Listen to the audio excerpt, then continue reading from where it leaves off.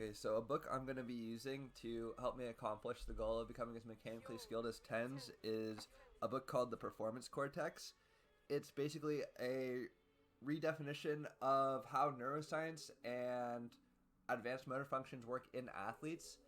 The book was written to explain how baseball pitchers are able to throw so accurately and how baseball hitters are able to hit so accurately, but I believe these same advanced motor functions translate to Valorant, as in movement and aim.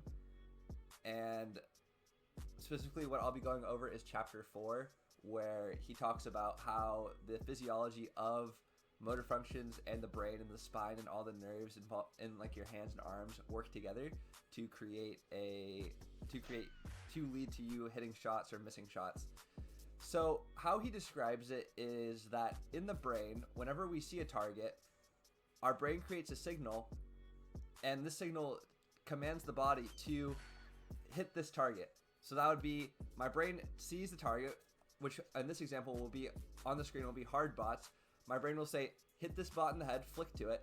Then that signal will go down my spine, and then it will go through the nerves in my arms to my fingers, and my arms and my fingers and my hands will work together to try and flick to this bot as quickly as I can. And this goes for everyone.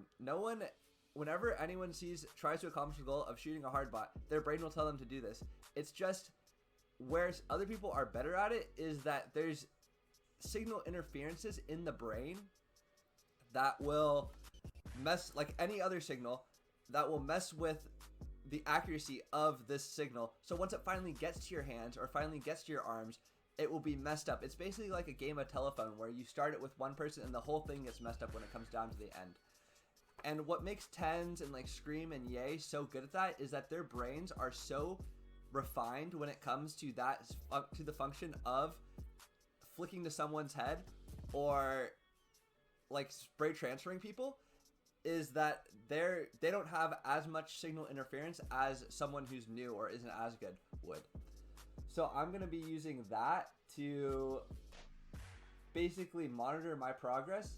A lot of things can lead to more signal interference, such as lack of sleep or not exercising, but the main determiner of lack of interference isn't natural talent. It's actually the amount of time that you put into quality practice into limiting that signal interference.